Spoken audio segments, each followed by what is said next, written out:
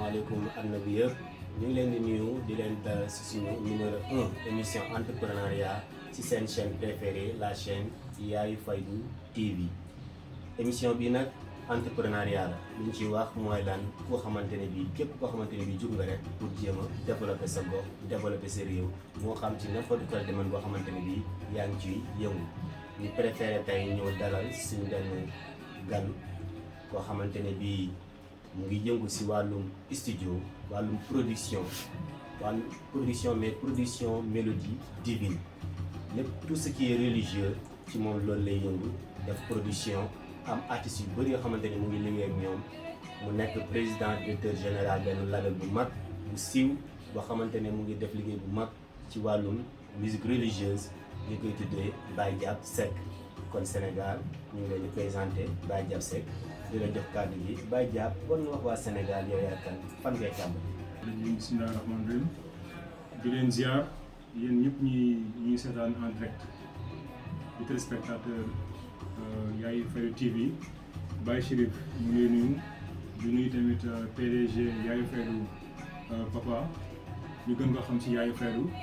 tamit di kontaan bu baax si li nga xamante ni moom mooy dikk bi ngeen dikk si bërëb bi fi nga xam ne tey comme on le dit rek moom mooy la maison du Zikroullah waaw la maison du Zikroullah moom koo dégg rek xamal ne déjà li gën a frappant mooy Zikroullah mais comme li nga wax sànq rek mooy yëngatu si côté mélodie divine tout ce qui est chant religieux tout ce qui est poème si tey si mag ñi taalif yi ñu fi bàyyi zikar yi ñu fi bàyyi ñu mun ko fësal rek ngir tamit seen mission boobu ñu dem ñu liggéey yoonu salaam ak tamit si tudd yàlla mu mën a law ba foofu kon ñu rek si li nga xam ne moom ma laaj moom mooy soo gisee ñu apporter suñu investissement si par rapport ak entrepreneuriat mais plutôt si lépp jëm si côté musique religieuse mooy lan pour trouver une solution permettre tamit tuddkati yàlla yi ñu mën am benn outil de production boo xamante ne dafay méngoog jamono ba pare tamit ñu mun leen tamit toppatoo si toppatoo yu baax dafa leen tamit par exemple production yu baax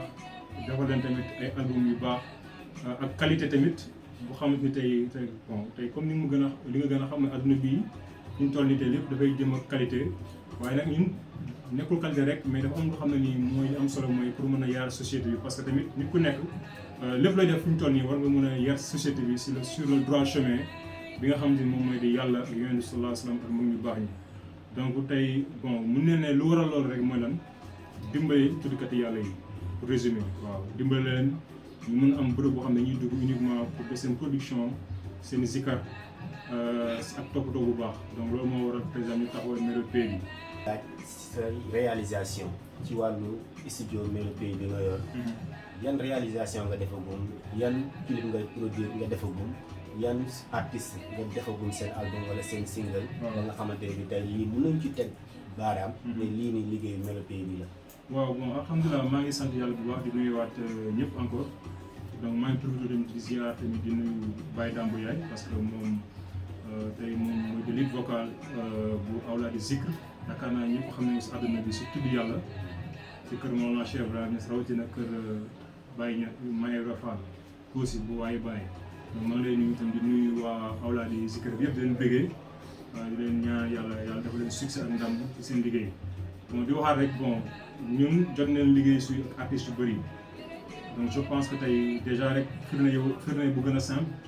tey si côté fii nii ñu nekk di Kër Baye jot na liggéey ak ku mel ne ñoom Clayton Hamilton ak ku mel ne Clayton Hamilton clip bi ñu def yëpp si Mawlana Cheikh Ibrahima Niass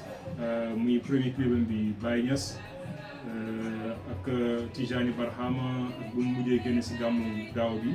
donc yooyu yëpp man mii maa ko réalisé. nekk aussi macha allah ay clip yu rafet yoo xamante ne bii képp ko suivre di nga xam ne lii vraiment liggéey la boo xamante ne bii nii ki ko def du cuune et puis li muy def aussi pour maîtriser li muy def moom moo nekk di réaliser loolu. waaw macha allah li nga wax noonu am na solo parce que tamit bon ce qui est important mooy lan dañuy ñëw fekk tamit nit ñi ñu am benn niveau bu ñu jox côté clip religieux yi c'est-à-dire avec des images yoo xam ne nii soo xoolee tey soo doon def statistique. je peux dire à 99% di nga retrouver les mêmes types de clips kër Maam Limaamu Laay El Hadj Malick ñooñu ñëpp def naa ay clip donc fu ma nekkoon di énumérer déjà clip yi bëri na macha allah waaye nag alhamdulilah parce que clip bu nekk rek je peux dire que hit la découverte la parce que gis nañ ne apporté nañ si liggéey bu am solo tamit maa ngi tamit di ziar di nuyu tamit benn artiste bu mag bu ñuy wax Buzz MC moom mi ngi jàmm gën yaakaar naa ñun ñëpp xam nañ ko muy Buzz MC lyrical sénégalais déjà rek récemment mi ngi am clip bu mu def si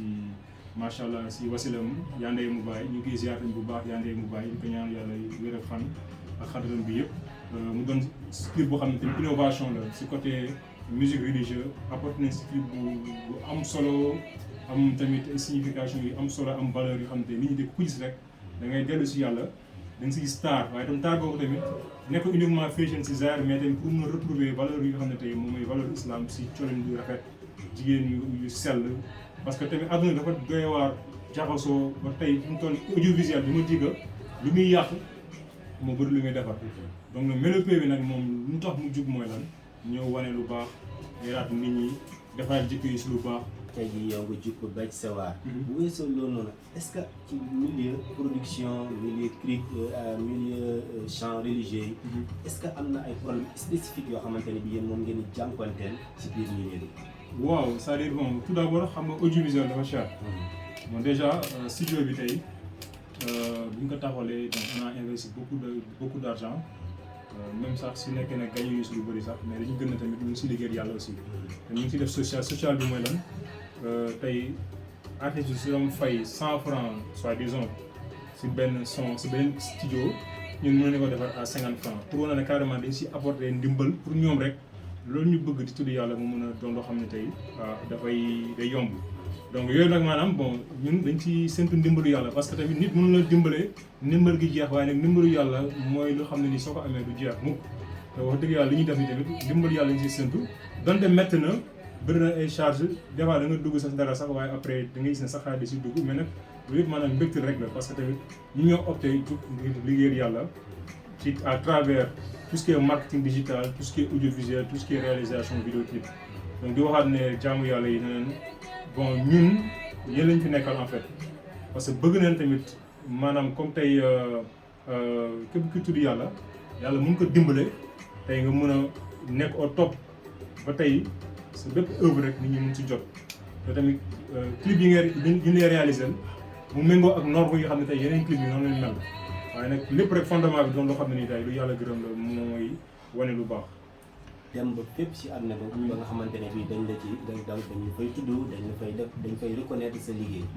tey jii bu fekkante ne loolu dem na ba am. wala comme nii mu am kenn koo xamante ne bii moom ci musique lay yëngu. waaye nekkul musique religieuse.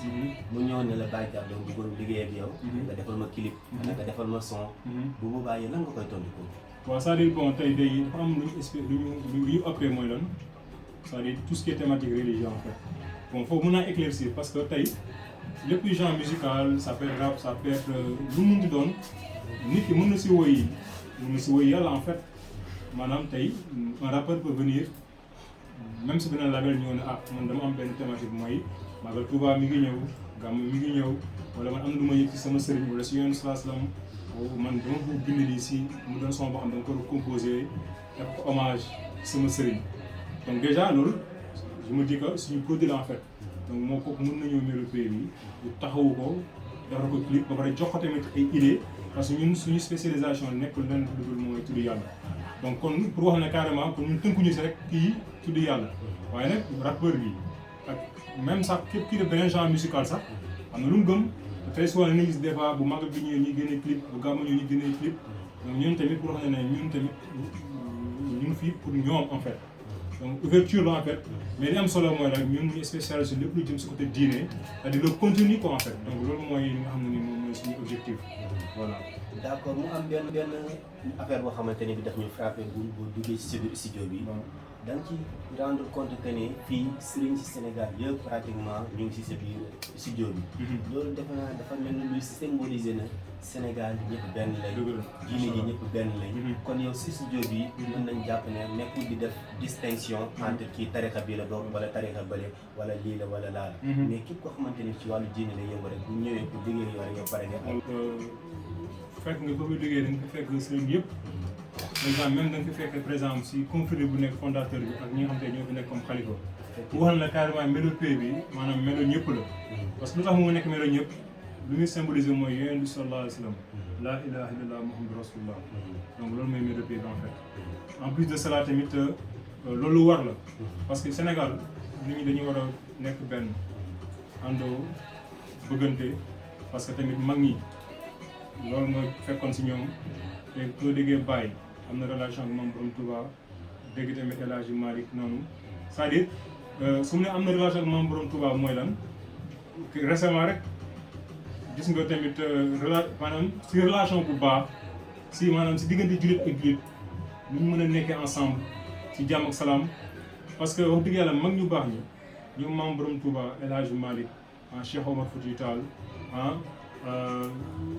waa Thiénaba ak tamit waa Ndiassane ak tamit kii waa Layène maam Limamou Laye ñooñu jàmm lañ fi indi en fait. kon am solo mooy lan ji nga label bi soo fi duggee da ngay sant ne fii tudd yàlla moo fi nekk kon day boole en fait parce que ku nekk soo ñëwee rek da nga ciy sant sa bopp gis nañ kat fii kat sa kër la loolu yëpp maanaam tey ku ñu ko wan fii mooy Mawlana Cheikh Ibrahima Niass parce que moom moo ñu xamal yàlla fonkaloo ñu tamit li nga xam moom mooy yàlla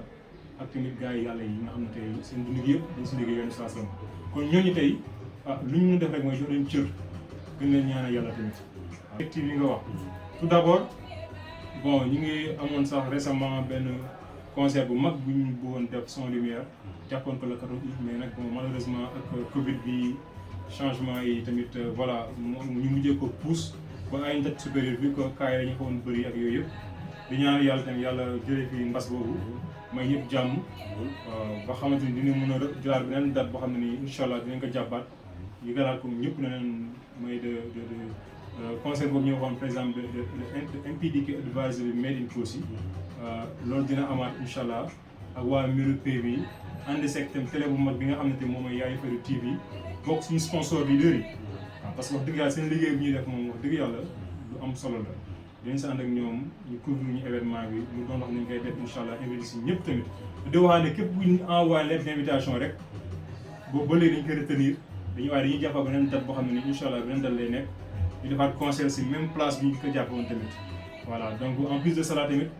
date boobu bis bu ñu ko jàppaatee dinañ ko communiquer si suñu chaîne bi. te boobaa di nga ko am en exclusivité si seen chaîne. Yaay Fayda TV. daa jàpp lan ngay tàggatoo suñu mbokk téléspectateurs yi nga xamante ne ñoo nekk di ñëw. waaw kontaan naa trop tout d'abord c'est-à-dire di waxaat jàmm yàlla ne Miro PV c'est juste une philosophie boo xam ne dafa set si jikko yu baax parce que damay waxaat di ñaanal bu baax Ibrahima Diouf mi nga xam ne tey moom moo doon wax bàyyi si Miro PV doy na kéemaan si di Barhama Niass ñu dem ba benn instant ñu jël cette pensée là def ko mu doon idéologie jëmal ko mu doon structure ngir nit ñi mën di doxee noonu donc d'abord lu leen ne Miro PV marque la bu nit ñi di sol lu tax ñu koy sol parce que nit ku nekk da nga war a refléter des valeurs yoo xam ne tey ku gis rek daf lay naw te ñun képp ku ñu gis rek da nga xam ne tey lépp lu Baye Niass gërëm dañ siy ne lépp lu Cheikh Ahmed Tidiane Chérif gërëm dañ siy ne lépp lu Yonent sallallahu alayhi wasallam gërëm dañ siy ne yàlla lépp lu mu gërëm ak magam ñu baax ñi fi nekk dañ siy ne rawatina tamit ak suñu wasila Mawlana Cheikh Ibrahima Fall Chérif bi nga xam ne tey moom mooy waayu Baye ak tamit ki nga xam ne tey moom moo ñu xamat yàlla loolu yëpp di yandee màggee ci ka ñaan yàlla jërëjëf fan dinay waxaat na tamit na ngeen ñu suivre bu baax lépp lu ñuy def dañ si ànd ak Yaay Fayda TV dinañ jox rendez-vous ak Yaay Fayda TV Chérif tamit maa ngi lay nuyu di la ziar seen liggéey rafet na di ñaan Yaay Fayda TV yàlla na yàlla def mu doon international waaw yàlla na projet yi gën a yokku yàlla na télé bi gën a màgg ba nga xamante ni daal comme ni nga wax ku dégg yaay xam nga ne yaay mooy mère donc nu mu nekkee yaay yàlla na nekk yaay bépp TV waaw Fayda nag moom waaw déjà moom mooy bëgg bu ko xam ne tey waaw lépp lu baax foofu la jógee waaye nag lépp lu jëriñ jaam yàlla it foofu la jógee di xam-xam maarif du bilaay donc kon sa télé bi macha allah barke na lool waaye di la ñaan tamit yàlla na gën a barke na waaw donc loolu mooy suñu marque